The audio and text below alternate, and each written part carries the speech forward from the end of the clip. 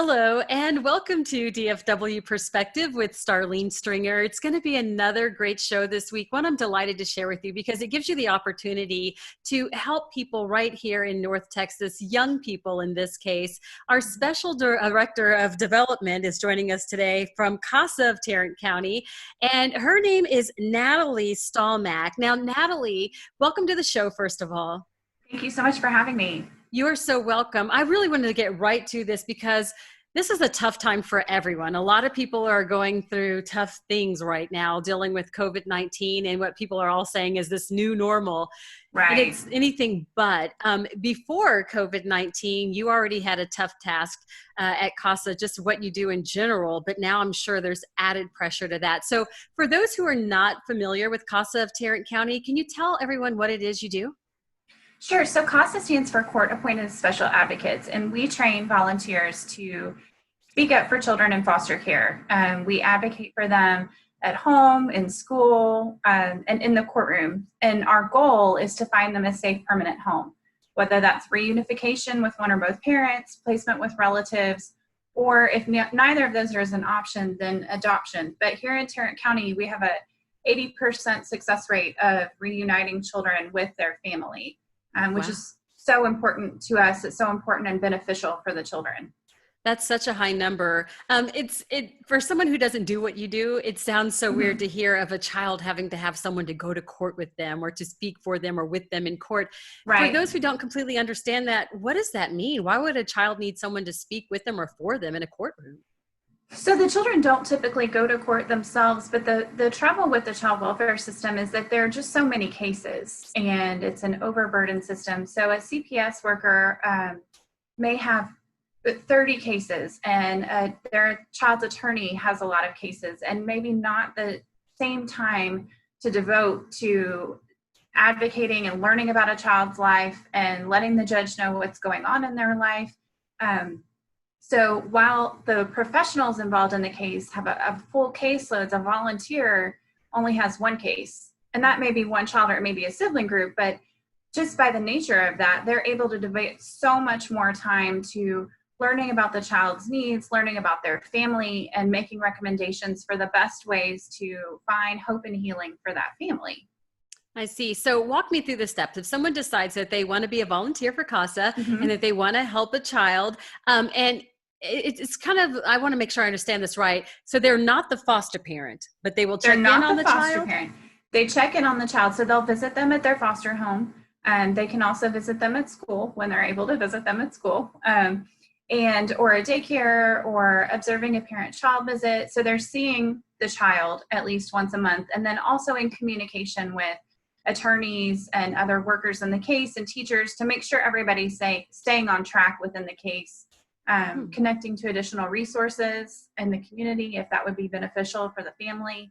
So just trying to keep things going. Children with a CASA in Tarrant County spend 4 fewer months in foster care, meaning that we've found a permanent solution and gotten them out of the system more quickly. I see. And why is the role of the volunteer so important? I mean, you have all these other people that they communicate with. So why is it really important to have that person who talks with the child, checks on the child, and relays that information? You know, one of the most important things that's happened during this whole process of COVID, and like you said, there's a new normal and so much uncertainty for everyone. There was already uncertainty for kids in foster care. When they've been removed, they've left their families, they've left their home, their neighborhood, their communities of worship, their schools, and moved into a foster home or with a relative. So they've already lost connections to everything that was their normal. And now they're in an even more uncertain time. So the volunteers provide a consistent presence. And if the child has to change foster homes during the course of their case, it's the volunteer that is the consistent person that visits them wherever they move. If they have to change schools, they move to that new school. And sometimes, especially for the younger ones, that's surprising. Oh, you found me, or you're still here. Or for the teenagers that, the volunteer doesn't give up on them and keeps showing up. That's something that they haven't necessarily ever had in their life. So for the kids, it's that consistency that's so important for their healing. That makes a lot of sense. Thank you for explaining that. We're going to get to how Absolutely. people can get into volunteering because already you Yeah. probably have some people going, I'm interested in doing that, or I want to do that. Yeah. But I'm glad you brought up COVID-19, the coronavirus, and all that's going Yeah. on in the world right now. And you mentioned schools. So when I talked to people recently about adoption and foster parenting and so forth, they say that it's really hard right now because kids have been out of school for so Right. long for you guys to actually keep up with them and make sure they're safe. And once it Yes. gets to where I am in the media, when we get it at the news person's level, it's just horrible because you're hearing all these Right. tragic incidents of what's being done to women and abuse and Right. children, and it just goes through the whole families for different reasons. So how are you seeing coronavirus and COVID-19 affect children right now, and are you worried that you're not getting all the people that you should or are being more Oh, aware of things absolutely. because of coronavirus? Right. Right. So, in the first month, we had about 7 hospitalizations at Cook Children's and 3 fatalities. Oh my God. Um, we've also seen a real spike in the number of physical abuse cases, which is not the typical type of case that we see, not the predominant case that we see.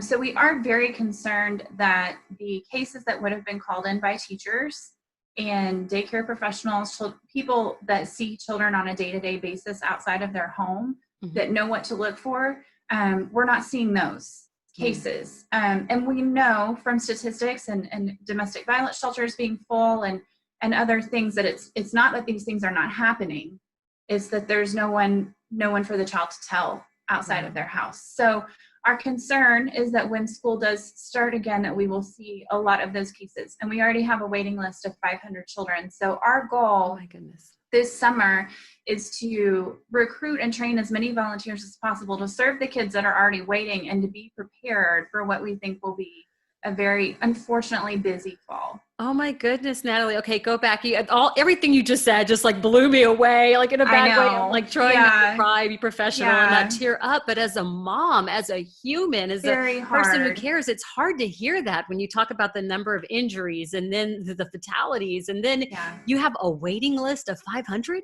Is that what you said? We do. So, if we get as we recruit and train volunteers, and it's a relatively intense process of about 33 hours of training to become an advocate. This month, for example, we'll graduate 34 volunteers to take new cases.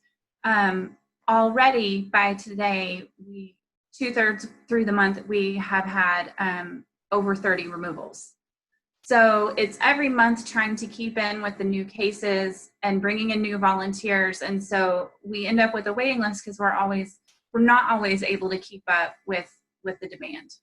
Now you're CASA of Tarrant County, so I'm hoping that you're going Yes. to tell me that this 500, number, and then the 30 removals, that's going to be something worldwide, and that's still bad. But are you talking about right in Tarrant County or right here in North Texas? Yes, right here in North Texas. So Tarrant County had the 3rd highest number of confirmed cases of child abuse and neglect last year, behind Harris and Dallas counties. So combined, Tarrant and Dallas counties do have a pretty big problem. One of the benefits for our counties is that there's a lot of information among teachers and medical professionals and other people that interact with children on what abuse and neglect looks like and how to report. So when you're more educated, you make more reports. So that doesn't mean that necessarily our problem is more than other communities. Maybe they're more educated as our population grows. But most of these are factors of housing insecurity, poverty, substance abuse, which has been particularly stressful for families that were already dealing with those issues. COVID certainly has exacerbated those problems for those families that were already struggling. I'm glad you answered that because I was just wondering, if that's what's causing this. Not that there should ever be any excuse for Right. abusing anyone, especially a Absolutely. child, but I figured that probably had something to do with it. Okay, so now you have got people really going, we can make a difference, we can help out. If Yeah. it's just 33 hours of training, that's nothing. Yeah. We go to college way longer than that to get our degrees, Absolutely. right? Yeah. And that's not to save a life necessarily. And this is to Right. truly save lives. So It for is. those who want to volunteer, in addition to the 33 hours, what else do you have to do? How do you sign up? Tell us all about Right. volunteering. So you start by signing up for an information session on our website, which is speakupforachild.org. And that is an hour and 15 minutes, and it's all virtual, where we walk you through what the process is like to become a volunteer, what it looks like when you get a case. We want people to really understand what they're getting into and signing up for. Cases can last 12 to 18 months, so it's a time commitment. It's maybe 10 to 15 hours a month, but a lot of that can also be done remotely, not just during COVID time when everything is being done remotely. But aside from those visits to the child and court appointments 3 or 4 times during the course of the case, there's a lot of communication that can be done with caseworkers, foster families, teachers, lawyers, that can be done via phone and email. So as long as you have a flexible schedule, a lot of our volunteers work full time. And so that's some of the barriers that we have to work against, is people assume that it's such a time commitment, and because it's so important and the time commitment must be so intense that you must be retired or a stay-at-home parent, and that's not the case. We have plenty of people that make this work. You can also do it with a partner, whether that's a spouse or life partner or a colleague, a friend. We have parent-child teams that work cases together, and that helps spread the work around, and especially helps with cases where we have large sibling groups and a lot of moving pieces. So that first step is an info session at our website, speakupforachild.org. Then it would be a personal interview with one of our staff members, again, right now being done remotely. And then you would move on to training. And all of that right now is being done virtually. It all sounds simple enough. You can get ready for all of this in your jammies if you want. Love that. And like you said, there's going to be a demand for even more probably as we approach fall. So we definitely want to get started now at making a difference and getting people out there to volunteer. I've had you talk to me about all the bad stuff so far, and there's a lot of it, unfortunately, but it has to be so rewarding for these volunteers. And I'm sure you've heard back from many of the families who have had a positive outcome because of them. So can you tell us some of the stories of what people share with you, like how CASA has really made a difference in their lives? Right. You know, we started a program called Collaborative Family Engagement in 2017, which is a model for early intervention for families in CPS cases. And it has been so successful in empowering families to make decisions for themselves, bringing them to the table early, trying to prevent them from getting burned out in the system, because it's easy to do that. But when you empower the family to make their own decisions for themselves, to talk through family trees and who can be a help to this single mom or dad, you know, maybe grandma can't take all the kids, but she can help on the weekends, and you build a circle of support around families and empower them to help themselves. And that's really important so that they're successful when they get their kids back. And then we've had volunteers be really creative during this time where they can't see their kids face to face, teaching.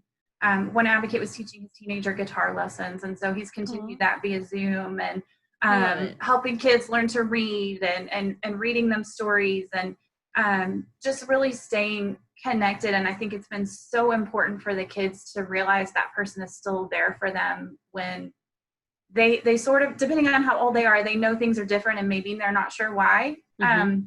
But it's important for people to continue to show up for them. And another thing that we're really working hard on is diversifying our volunteer pool so that it reflects the children in the communities that need us. So recruiting more Black volunteers, more Spanish-speaking Hispanic volunteers. Spanish-speaking is extremely helpful for families. While the children may speak English, if the extended family doesn't, it's really helpful for bilingual volunteers to help families navigate the system and not get confused, and know where their resources are. Sure. And then also men. About 17% of our volunteers are men, but 50% of the kids we serve are boys, and a lot of the kids that we serve have never had a stable male role model in their lives.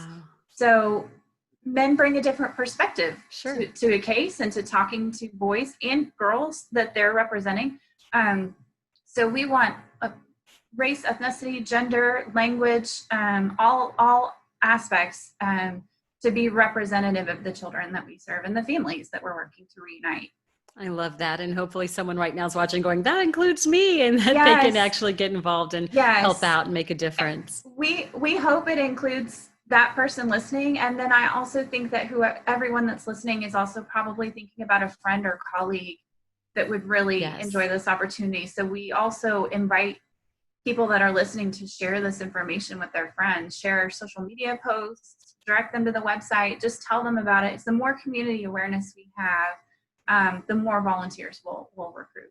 For sure. Yes, that social media sharing is very important. So definitely spread the word. Now, I know I know you may be out of time and we're going to wrap this up soon, but I want to make sure that we let people know that there's other ways they can help. Maybe if they can't volunteer and be there for a child in person or during, this time of COVID-19 through Zoom or online, but they may be able to give financially. And that's always a big need too for nonprofit organizations like CASA. Let me ask you, some people had to cancel their big fundraisers for the year because of this. Does that include you? And if so, how can people help? Even if it does not, they want to give financially, what does CASA need? We unfortunately did have to cancel our largest fundraiser, which was our clay shoot in March. And our sponsors and participants were very generous in allowing us to keep those sponsorships as donations, but without having an in-person event, it wasn't as financially, successful as it would have been. There's lots of different ways to help. You can start a Facebook fundraiser. You can donate on our website at speakupforachild.org. North Texas Giving Day is September 17th. You can give to a lot of nonprofits, and it's very easy to find us through that platform as well. Doing group fundraisers, just anything, the smallest amount really does help. It helps any nonprofit, but we need donations big and small that supports the work of our recruiting and training those volunteers and then supporting them. So we have over 400 volunteers working on cases right now, and the staff that guide them, we're not asking a volunteer to be a social worker or a medical professional or an educator. It's your background brings a unique perspective to the case, and we'll provide that training, and then we'll pair you with a professional who does know the ins and outs of the child welfare system and can guide you through that process. So all of your donations support the work of our volunteers advocating for kids in foster care. That's great to know. And Natalie, one day all this will be behind us, this COVID-19 and coronavirus, we pray. And so what are the plans for the future for CASA of Tarrant County? What are your future goals? Absolutely. Our vision would be to provide a CASA for every child that needs one. To not have a waiting list would involve really ramping up our capacity, staffing wise and volunteer wise. The better we do at recruiting volunteers and supporting them and retaining them, we know that Tarrant County will continue to grow, which is wonderful for our county. But that will come with, unfortunately, probably come with more cases in the next 5 years. So our absolute goal when this is behind us and everybody can meet in person and advocate in person is knowing the value that a CASA volunteer can bring in the life of a foster child. Our goal would be that every child gets that benefit. I love it. And what's the best way for people to get in touch with you to become a volunteer? The best way is our website. It's speakupforachild.org. You can also follow us on Facebook and Instagram, where we list our events. Facebook in particular, we always post our information sessions and have a quick link back to the website to sign up for that. Wonderful. Thank you so much for taking time out of your busy schedule to talk with us today and to tell everyone about CASA of Tarrant County. I really appreciate it, Starlene. Thank you so much. You're so welcome. It's Natalie Stallmack, CASA of Tarrant County. Please go to speakupforachild.org and find out how you can make a difference. You've been listening to DFW Perspective with Starlene Stringer. Have a blessed week.